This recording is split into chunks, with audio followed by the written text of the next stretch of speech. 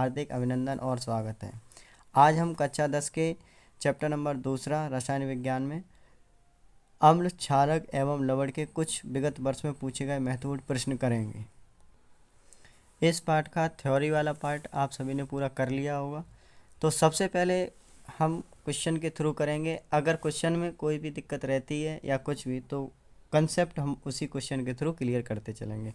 अगर चैप्टर में भी फिर कोई दिक्कत होगी तो उसमें चैप्टर भी कंप्लीट कर देंगे। तो सबसे पहले बहुविकल्पीय प्रश्न करते हैं।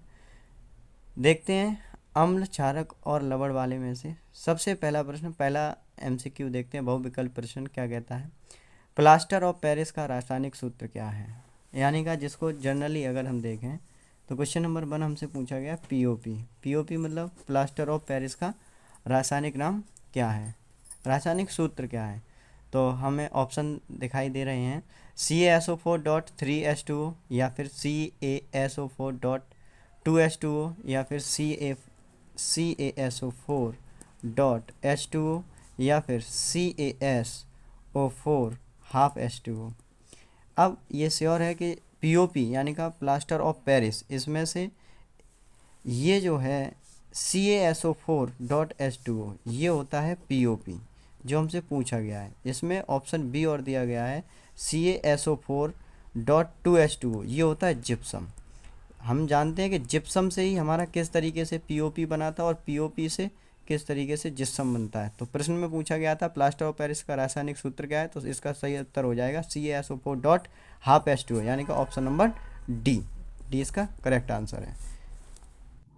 अब देखते हैं क्वेश्चन नंबर 2। शुद्ध जल का पीएच मान होता है, यानी कि दूसरे प्रश्न में हमसे क्या पूछा गया है कि शुद्ध जल का पीएच मान कितना होता है।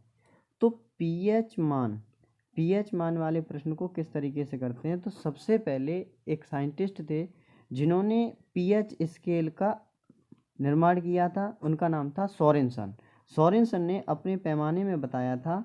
उन्होंने इस पैमाने के थ्रू यहाँ पर 1 लिखा, यहाँ 7 लिखा, यहाँ 14 लिखा, यानी का 1 से लेकर 7 तक 1 2 3 4 5 6 7 और फिर 7 8 9 10 11 12 13। उन्होंने कहा कि ये जो 7 है, ये 7 वाला पॉइंट क्या है? उदासीन है और 7 से 14 की तरफ जाने पर क्षारता बढ़ती है। यानी का क्षार जैसे 7 से 8 बढ़ोगे, 9 बढ़ोगे तो इधर क्षारता बढ़ती जाएगी और 7 से इधर चलते जाओगे, यानी का 7 से इधर 5 वो 6 5 4 3 2 1, तो इधर क्या होगा? अम्लता बढ़ती जाएगी। यानी का अगर आपसे कोई पूछे पीएच मान 1 वाला ज़्यादा अम्ल है या पीएच मान 2 वाला ज़्यादा अम्ल है, तो पीएच मान 1 वाला ज़्यादा अम्ल होगा। यानी का जिसकी पीएच वैल्यू कम होती है उसकी अम्लता अपनी ज़्यादा दिखाता है। इसी तरीके से इसमें उल्टा होता है। क्षार में पीएच वैल्यू जैसे 7 है, वो किसी की 8 है और किसी की पीएच वैल्यू 9 है। तो अब बताइए, जिसमें पीएच वैल्यू जितनी बढ़ेगी उतनी क्षारता बढ़ेगी। तो कुल मिला के बात ये है कि 7 से, यानी का उदासीन पॉइंट ये माना गया है, 7 से अगर इधर चलेंगे तो अम्लता बढ़ेगी और इधर चलेंगे तो क्षारता बढ़ेगी। प्रश्न पूछा गया था शुद्ध जल का पीएच मान होता है, यानी कि शुद्ध जल ना तो अम्ल होता है और ना ही क्षार होता है, क्या होता है? उदासीन होता है। तो हमारे पास ऑप्शन थे ए 1 पीएच 1 या फिर 7 या फिर 6 या फिर 14, यानी का इसका सही उत्तर होगा पीएच कितना होगा? 7। अब देखते हैं क्वेश्चन नंबर 3। लेड नाइट्रेट का रासायनिक सूत्र क्या है? प्रश्न नंबर 3 हमसे पूछा है लेड नाइट्रेट का रासायनिक सूत्र क्या है। तो लेड मतलब Pb और नाइट्रेट यानी का NO3 का होल्ट वाइज इसलिए करते हैं क्योंकि हम जानते हैं जो लेड होता है वो +2 में होता है और NO3 होता है वो नेगेटिव में होता है। अगर आपने आयन पढ़े होंगे तो आयन देखा होगा कि जो लेड होता है वो Pb +2 में होता है और नाइट्रेट होता है वो NO3 नेगेटिव में होता है। तो जब कोई भी हम सूत्र बनाते हैं तो ये बात हमको पहले से पता होती है कि इसकी संयोजकता जो होती है वो इसके नीचे लिखते हैं और इसकी संयोजकता होती है वो इसके नीचे लिखते हैं। हालांकि -1 है, माइनस प्लस से कोई मतलब यहाँ नहीं होता है। जब इसका इसमें गुणा करते हैं, जब इसका इसमें गुणा करते हैं तो Pb यहाँ 1 है और NO3 का होल ट्वाइस। तो लेड नाइट्रेट का सूत्र क्या बना? लेड नाइट्रेट का सूत्र यहाँ से बनता है PbNO3 का होल ट्वाइस। अब क्वेश्चन नंबर 4 देखते हैं। अगला क्वेश्चन कहता है कि एक तत्व के क्लोराइड का सूत्र, यानी का कोई एक तत्व है जिसका नाम ऊपर नहीं किया है, केवल इतना बताया है कि कोई एक तत्व है और उस तत्व को उन्होंने बोला है कि वो तत्व मान लो M है, तो उसका सूत्र, क्लोराइड का सूत्र उन्होंने दिया है MCl2। ये कंसेप्ट पर बेस्ड क्वेश्चन है कि कोई भी एक तत्व है M, उसने क्लोराइड के साथ यदि अभिक्रिया की है तो उसने एक जो सूत्र बन के आया वो बन के आया है MCl2, यानी का। तो फिर पूछता है उसके ऑक्साइड का सूत्र बताइए तो क्या होगा, तो उसके ऑक्साइड का सूत्र पूछ रहा है। तो पहले तो हमें उस तत्व की ये पता होनी चाहिए कि संयोजकता कितनी है। तो अगर शुरुआत में देखें क्लोराइड का सूत्र बना MCl2, ये देखें ये बना कैसे होगा। तो सबसे पहले ये बना होगा M, यानी का कोई धातु है जो M है, और क्लोराइड मतलब कि Cl। तो Cl अभी हमने पिछले वाले प्रश्न में देखा था कि जब कोई भी सूत्र बनता है तो एक दूसरे की संयोजकता एक दूसरे के नीचे लिखी जाती है। तो ये जो 2 लिखा है इसका मतलब ये है कि ये संयोजकता किसी धातु की रही होगी 2, और M के इधर क्या लिखा है 1 लिखा है, यानी कि ये संयोजकता Cl2 लिखा है, ये 2 जो है वो M की संयोजकता रही होगी शुरुआत में पहले स्टेप में। तो इसका मल्टीप्लाई इसमें हुआ होगा तो इसका इसमें हुआ होगा। इसका मतलब ये हुआ कि M जो है, जो हमने तत्व जो हमारा M है उसकी संयोजकता कितनी है 2 है। हमें किसके साथ सूत्र बनाना है, ऑक्साइड के साथ सूत्र बनाना है, क्योंकि उसमें पूछा है इसके ऑक्साइड का सूत्र क्या होगा, ऑक्साइड यानी का O मतलब हम समझते हैं ऑक्सीजन, और ऑक्सीजन में अगर हम देखें तो इसकी संयोजकता होती है 2।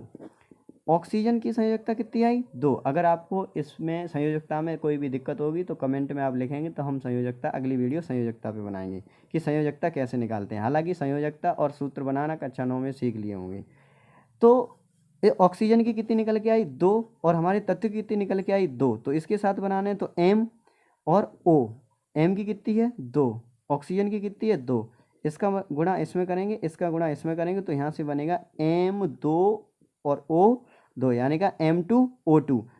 तो 2 से ये कट जाएगा, 2 1 2 2 एक बार कट जाएगा, यानी का ये फॉर्मूला बन के आएगा MO।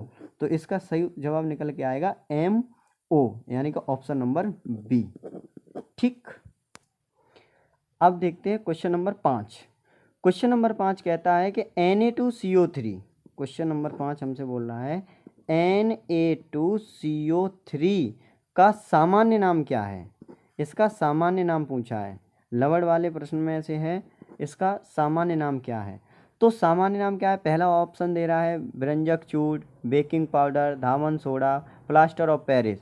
तो ये तो पता होना चाहिए कि ये क्या है। तो ये क्या है, ये किसका सामान्य सूत्र होता है, ये धामन सोडा का होता है, इसे याद रखेंगे। और इसकी आपने बनाना की प्रक्रिया भी देखी होगी कि ये किस तरीके से धामन सोडा बनाया जाता है। तो धामन सोडा का सामान्य सूत्र हो जाएगा Na2।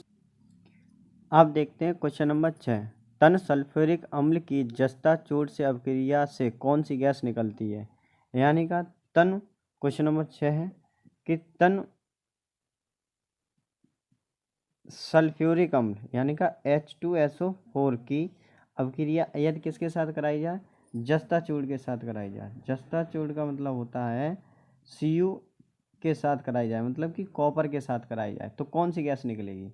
यानी का अगर हम Cu प्लस तन सल्फ्यूरिक अम्ल यानी का H2SO4 के साथ अभिक्रिया कराएंगे तो ये अभिक्रिया क्या होती है, ये H2 बाहर निकल जाता है और SO4 जाके Cu से मिल जाता है, यानी कि अभिक्रिया बन जाती है CuSO4 प्लस H2। तो कौन सी गैस निकली, H2 गैस निकली। तो इसका करेक्ट ऑप्शन क्या होगा, ए, हाइड्रोजन गैस। ठीक, अब देखते हैं क्वेश्चन नंबर 7। क्वेश्चन नंबर 7 कहता है कि 1 बिलियन लाल लिटमस को नीला में बदल देता है तो इस विलयन के pH का संभावित मान होगा। यानी का लिटमस पेपर, प्रश्न नंबर 7, लिटमस पेपर में हमने पढ़ा था कि अम्ल, लिटमस पेपर का यूज अम्ल और क्षार को पता करने के लिए किया गया था। तो प्रश्न में कहता है कि लाल लिटमस पेपर को किस में कर देता है, नीले में कर देता है, तो बताइए उसका pH मान क्या होगा। तो हमारा ऑप्शन दिया है pH मान में 1 होगा या 3 होगा या 6 होगा या 8 होगा। तो पहले तो हमें पता ही होना चाहिए, हमने थ्योरी पढ़ रखी है कि जब लिटमस पेपर को लाल से नीला कर देता है तो वो कौन होते हैं, क्षार होते हैं। तो इसका पीएच मान, ये अभी हमने देखा था पीएच स्केल वाले में कि इसका पीएच मान 7 से कोई बड़ा ही होगा। तो ये पीएच मान 1, पीएच मान 3 और पीएच मान 6 जो हैं वो पीएच मान किसके दिए गए हैं, अम्ल के दिए गए हैं। और जबकि पीएच मान के ये 8 किसका दिया गया है, पीएच ये क्षार का दिया गया है। तो इसका संभावित आंसर क्या होगा, पीएच 8, यानी का इसका ऑप्शन करेक्ट ऑप्शन डी सही रहेगा। अगला प्रश्न देखते हैं, क्वेश्चन नंबर 8। क्वेश्चन नंबर 8 कहता है जल को जीवाणु रहित करने के उपयोगी पदार्थ है। यानी का अगर हम जल को शुद्ध रखना चाहते हैं, जीवाणु रहित रखना चाहते हैं, तो इनमें से कौन सा उपयोगी पदार्थ है। पहला ऑप्शन दिया है धावन सोडा है, कि बेकिंग सोडा है, कि एलम है, या फिर ब्लीचिंग पाउडर है। तो नॉर्मली हम शुद्ध पानी किससे रख सकते हैं, जिसमें शुद्ध पानी मतलब है कि जिसमें जीवाणु रहित रहे, जिसमें जीवाणु डेवलपमेंट ना हो सके। जीवाणु रहित के लिए हम किसका यूज करते हैं, तो ये बेसिक जनरल का भी क्वेश्चन है कि इसके लिए हमें पता होना चाहिए कि हम किसका यूज करते हैं, ब्लीचिंग पाउडर का यूज करते हैं, ब्लीचिंग पाउडर का यूज करते हैं, पाउडर का यूज करते हैं। ठीक, उसके बाद क्वेश्चन नंबर 9 देखें। तो क्वेश्चन नंबर 9 कहता है कि निम्नलिखित में से कौन सा मिथाइल ऑरेंज के साथ लाल रंग देता है। Methyl orange, question number 9, methyl orange. आप जानते होंगे कि मिथाइल ऑरेंज क्या है। जब हमने सूचक पढ़ा था, सूचक थ्योरी जब पढ़ी थी, तो थ्योरी में पहला टॉपिक हमने डाला होगा सूचक। और सूचक देखा था कि ये इस प्रकार की डाई थी जो हमें किसी भी अम्ल या क्षार की पहचान कराती थी, उसके रंग में या कुछ परिवर्तन करके हमको बताती थी। तो सूचक में हमने 4 प्रकार पढ़े थे, जिसमें से एक प्रकार पढ़ा था जो पढ़ा था कृत्रिम सूचक। कृत्रिम सूचक में हमने 2 प्रकार के सूचक पढ़े थे, जिनमें एक था मिथाइल ऑरेंज और एक था फिनोक्सिलीन। और ये देखा था कि मिथाइल ऑरेंज को यदि हम किसी अम्ल में डाल देते हैं, मिथाइल ऑरेंज को यदि हम अम्ल में डाल देते हैं तो इसका रंग हो जाता है लाल। और अगर इसको हम किस में डालें, अगर हम इसे क्षार में डाल देते हैं, मिथाइल ऑरेंज को अगर क्षार में डाल दिया जाता है तो इसका रंग हो जाता है नारंगी।